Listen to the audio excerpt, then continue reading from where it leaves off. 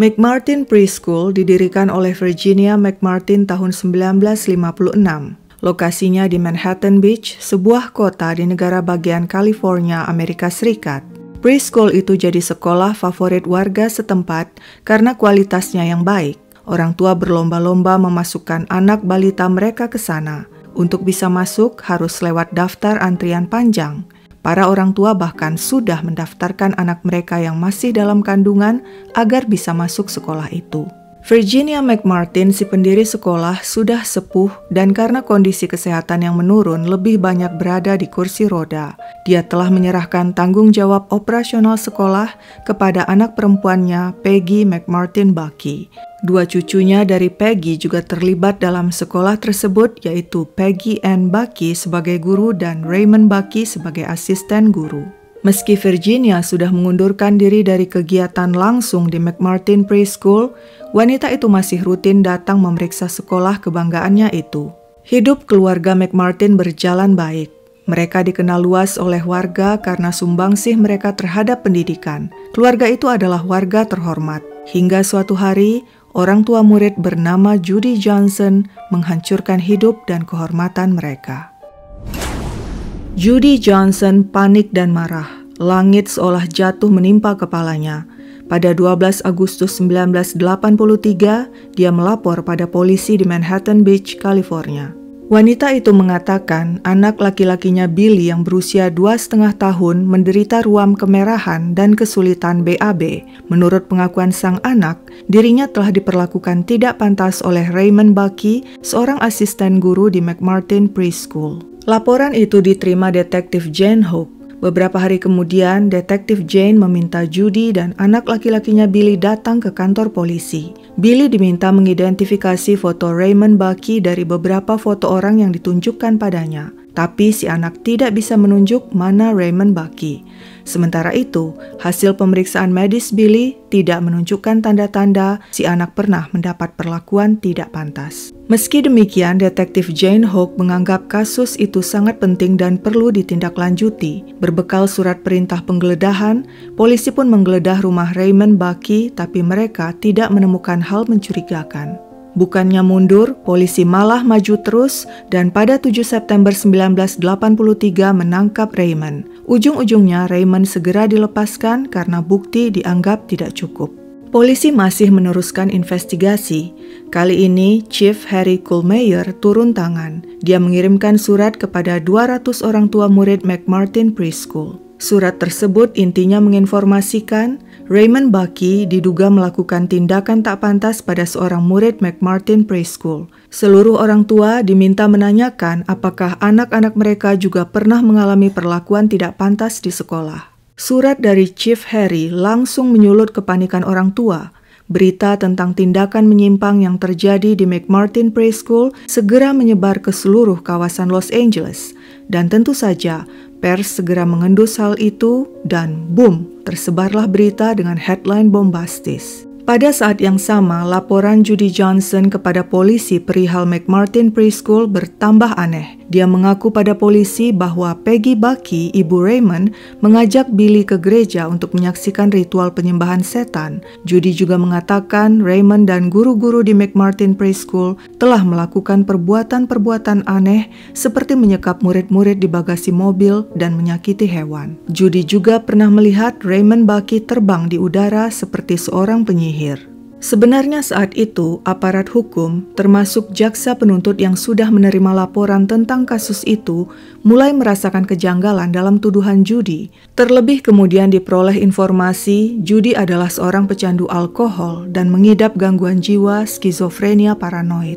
Tapi investigasi sudah terlanjur berlangsung. Masyarakat dan pers juga sudah tahu dan geger akibat kerja polisi yang gegabah dan terburu-buru, terutama adanya surat dari Chief Harry kepada orang tua murid yang bikin geger. Berita tentang hal mengerikan yang terjadi di McMartin Preschool tidak terbendung lagi, menyebar kemana-mana. Para orang tua, masyarakat, dan media menuntut dilakukan investigasi besar-besaran terhadap McMartin Preschool. Akibat tekanan yang begitu besar, akhirnya jaksa distrik menyerahkan sebagian besar investigasi kepada Key McFarlane, seorang konsultan untuk Children's Institute International, sebuah lembaga yang menangani penganiayaan anak-anak.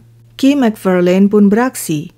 Ini adalah kesempatan emas baginya untuk menunjukkan kemampuannya dan mendapatkan publikasi luas. Dia minta orang tua mengirim anak-anak mereka untuk diinterview. Setiap anak ditanyai selama kurang lebih 2 jam. Awalnya mayoritas murid mengatakan mereka tidak pernah mengalami hal negatif di McMartin Preschool, tapi Key tidak puas.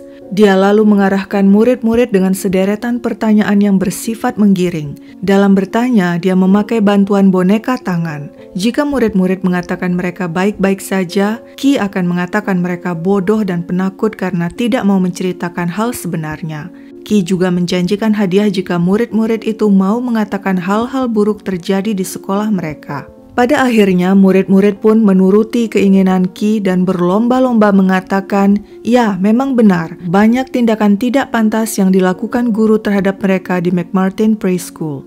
Selain diinterview, murid-murid juga diperiksa secara medis oleh kolega Key, yaitu Dr. Astrid Hager, yang juga bekerja untuk Children's Institute International. Dr. Astrid menyimpulkan 80% dari anak-anak yang diperiksanya mengalami perlakuan tidak pantas. Tapi anehnya, pemeriksaan itu bukan berdasarkan bukti fisik langsung, tapi lebih ke riwayat medis setiap murid.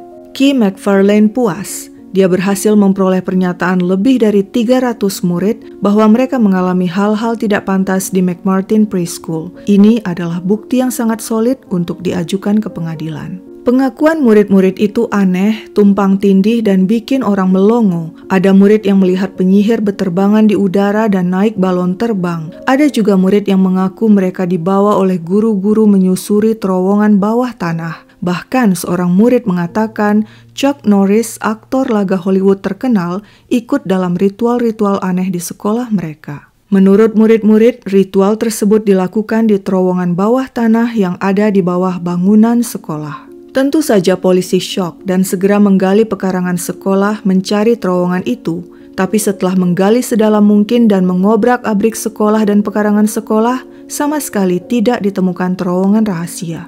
Tapi polisi merasa pengakuan murid-murid saja sudah cukup untuk menetapkan terdakwa. Pada 22 Maret 1984, polisi pun menangkap dan menetapkan terdakwa sebanyak 7 orang yang terdiri dari 4 orang keluarga McMartin, yaitu Raymond Buckey, Peggy Buckey, Peggy Ann Buckey, dan Virginia McMartin, serta 3 orang guru McMartin Preschool, yaitu Mary Ann Jackson, Betty Rader, dan Babette Spittler. Mereka dikenakan 115 dakwaan penganiayaan. Sialnya, 2 bulan kemudian, 93 dakwaan ditambahkan oleh jaksa distrik Robert Philibosian. Saat itu, sang jaksa kebetulan sedang gencar-gencarnya mencari simpati massa dalam rangka ingin memenangkan kampanye pemilihan. Sidang pra-peradilan dimulai Agustus 1984 selama 20 bulan. Murid-murid diminta bersaksi, tapi kesaksian mereka satu sama lain tidak sinkron dan kontradiktif. Sulit diterima sebagai kesaksian yang solid dan meyakinkan, malah lebih merupakan sebuah cerita fantasi tentang penyihir, ritual aneh, lorong misterius, dan keterlibatan aktor Hollywood Chuck Norris. Michael P. Maloney, seorang psikolog dan profesor psikiatri, menganalisa rekaman video saat anak-anak diwawancarai Key McFarlane. Pria itu bersaksi di depan sidang dan mengkritik teknik yang digunakan Key yang sifatnya menggiring dan memaksa anak-anak mengikuti senario yang sudah ditetapkannya. Sidang pra-peradilan berlangsung berlarut-larut. Hingga Januari 1986, akhirnya jaksa distrik yang baru terpilih, Ira Rayner, yang menggantikan Robert Philibosian, menegaskan bukti-bukti sangat lemah. Dia akhirnya membatalkan seluruh dakwaan terhadap Virginia McMartin, Peggy Ann Buckey, dan ketiga guru Mary Ann Jackson, Betty Rader, dan Babette Spittler. Sedangkan Raymond Buckey dan ibunya Peggy tetap berstatus terdakwa. Sementara menunggu sidang untuk mengadili Raymond dan sang ibu Peggy Buckey, Judy Johnson, si ibu yang pertama kali melayangkan tuduhan kepada McMartin Preschool, diminta agar nantinya menjadi saksi di persidangan. Tapi wanita itu menolak bersaksi karena ketakutan, meski hakim meyakinkan aparat akan melindunginya. Kondisi fisik dan psikis Judy Johnson semakin tidak menentu. Dia terus-menerus menenggak alkohol hingga akhirnya meninggal dunia pada Desember 1986 sebelum dirinya bisa bersaksi di depan pengadilan. Sidang Raymond dan Peggy Bucky digelar bulan Juli 1987. Sidang itu berlangsung selama 3 tahun hingga 1990 dan sangat melelahkan. Jadi terhitung sejak sidang pra-peradilan, total telah berlangsung 7 tahun dan menghabiskan dana $15 juta. Sidang ini menjadi sidang terpanjang dan termahal dalam sejarah Amerika Serikat. Dan apa hasilnya? Semua dakwaan pada Raymond dan Peggy Bucky dinyatakan gugur. Raymond dan sang ibu Peggy pun dibebaskan dari semua dakwaan penganiayaan murid-murid McMartin Preschool sebab semua bukti dan saksi begitu lemah. Semua yang disampaikan hanya seperti cerita fantasi yang sengaja dikarang-karang. Kebohongan terbesar juga terbongkar. Pihak jaksa penuntut selama ini ternyata menyembunyikan informasi bahwa Judy Johnson adalah pecandu alkohol dan penderita gangguan jiwa skizofrenia paranoid. Jaksa penuntut sepertinya khawatir jika kondisi Judy diketahui, maka keabsahan tuduhannya diragukan hingga semua dakwaan bisa gugur dan kasus pun akan dibatalkan. Selama 5 tahun, keluarga McMartin dan para guru telah jadi bulan-bulanan polisi, masyarakat, dan media. Mereka dituduh melakukan penganiayaan di McMartin Preschool yang sama sekali tidak masuk akal dan cuma isapan jempol semata. Kasus ini membongkar betapa memalukan kinerja polisi dan jaksa penuntut sehingga mengorbankan orang tidak bersalah. Penanganan polisi terburu-buru sehingga kasus merebak tidak terkendali di tengah masyarakat. Jaksa distrik dan jaksa penuntut bekerja hanya berdasarkan keinginan untuk populer dan memenangkan kasus itu. Media yang bombastis ikut memperkeruh suasana. Media hanya ingin berita sensasional tanpa berusaha bersikap kritis dalam menganalisa masalah. Apakah semua yang dituduhkan kepada McMartin Preschool itu masuk akal? Siapakah si pelapor awal? Apa latar belakangnya membuat pengaduan? Mungkinkah ada motif di balik pengaduan itu? Media tidak merasa perlu melakukan investigasi lebih lanjut. Judy Johnson, si pecandu alkohol dan penderita skizofrenia paranoid, diperkirakan berhalusinasi dan melayangkan tuduhan tidak berdasar terhadap pihak McMartin Preschool. Sayangnya, polisi langsung percaya dan tidak melakukan investigasi mendalam sehingga menimbulkan kepanikan di antara orang tua, masyarakat, dan media hingga kasus ini berkembang jauh di luar konteks. Judy Johnson, si orang tua murid dengan tuduhannya, telah sukses menghancurkan keluarga McMartin. McMartin Preschool telah ditutup dan bangunannya dihancurkan. Meski akhirnya semuanya terbebas dari dakwaan, nama baik dan reputasi keluarga McMartin hancur sudah. Tuduhan dan fitnah yang mereka terima luar biasa besarnya. Raymond Bucky bahkan menjadi takut dengan namanya sendiri dan akhirnya mengganti namanya dan pindah ke negara bagian lain. Tahun 2005, seorang murid yang telah dewasa kemudian mengaku bahwa semua pengakuan yang pernah dikatakannya tentang tindakan jahat guru-guru di McMartin Preschool adalah tidak benar. Semuanya adalah cerita fiktif yang tidak pernah terjadi. Kasus menyedihkan McMartin Preschool terjadi di era 80-an dan kurang lebih 30 tahun kemudian, hal yang mirip terjadi di Jakarta, Indonesia. Teresia Pipit cemas. Anaknya MAK, murid Taman Kanak-Kanak Jakarta International School, sudah beberapa hari murung. Ada ruam kemerahan di tubuhnya, sakit saat BAB dan tidak mau pakai celana. Kepada sang ibu, MAK mengaku 13 kali diserang dan mendapat perlakuan tidak pantas dari beberapa petugas janitor di toilet sekolah. Teresia lalu mendatangi pihak Jakarta International School atau JIS dan melaporkan hal itu. Pihak sekolah lalu minta sang anak diperiksa di SOS Medical Clinic Jakarta Selatan pada 22 Maret 2014. Hasil pemeriksaan menyebutkan kondisi MAK normal, hanya saja dia positif herpes tipe 2. Dokter meminta agar MAK diperiksa kembali seminggu kemudian, tapi hal itu tidak dituruti sang ibu.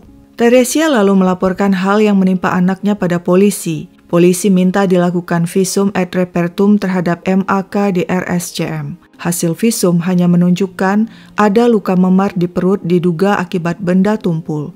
Kepada psikolog yang juga mendampinginya, MAK mengaku dipukul bapak-bapak nakal janitor.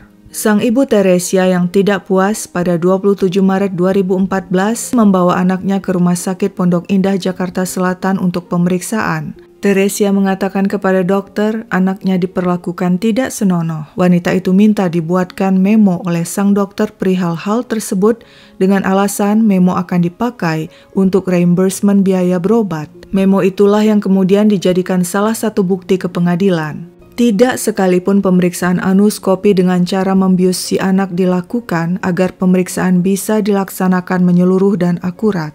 Pada 28 Maret 2014, polisi meminta MAK mengidentifikasi pelaku dari 30 foto yang ditunjukkan padanya. MAK lalu menunjuk janitor Virgiawan, Agun Iskandar, dan Afrisca. Polisi kemudian menangkap ketiga janitor itu yang setelah lewat proses interogasi kemudian menghasilkan nama 3 pelaku lainnya, yaitu Syahrial, Zainal Abidin, dan Azwar. Ketiganya ditangkap pada 26 April 2014. Pada hari itu juga, menurut polisi, Azwar meninggal bundir setelah menenggak cairan pembersih di toilet.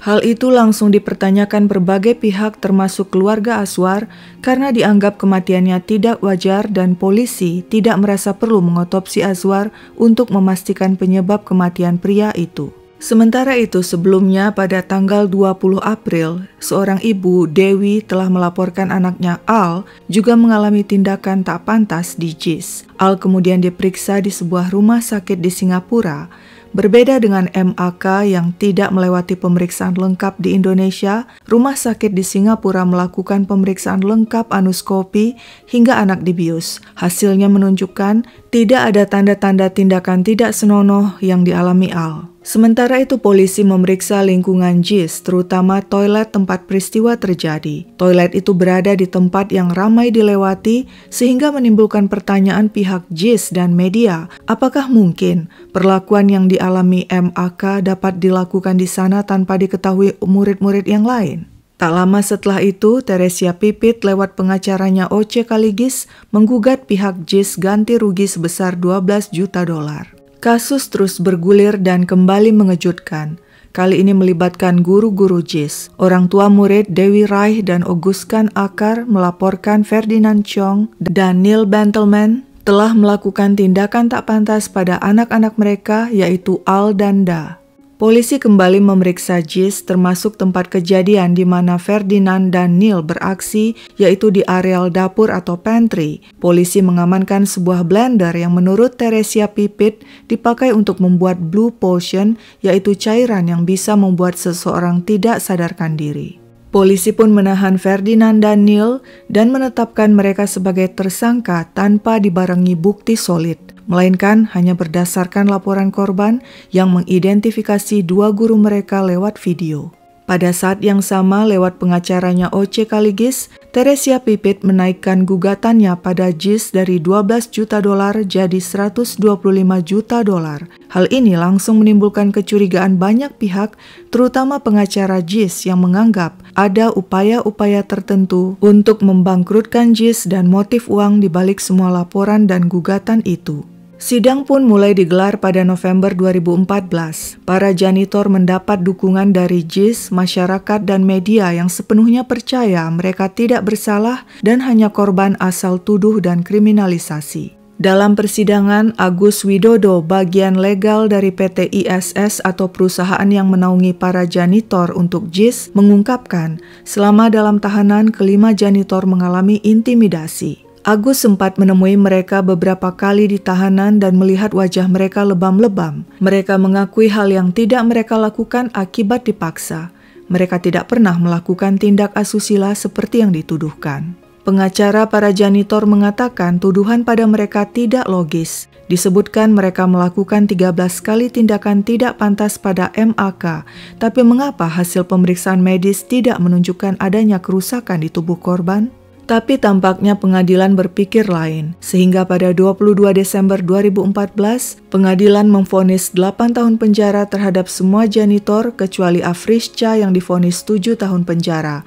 Mereka kemudian mengajukan kasasi pada MA, tapi ditolak. Sejumlah lembaga menyoroti kasus ini. Komisi untuk Orang Hilang dan Korban Tindak Kekerasan misalnya, mengkritik kekerasan yang diduga terjadi pada pemeriksaan para janitor. Ketua Harian Masyarakat Profesi Penilai Indonesia menegaskan telah terjadi pelanggaran selama penyidikan. Kesaksian para janitor lemah karena mereka di bawah tekanan.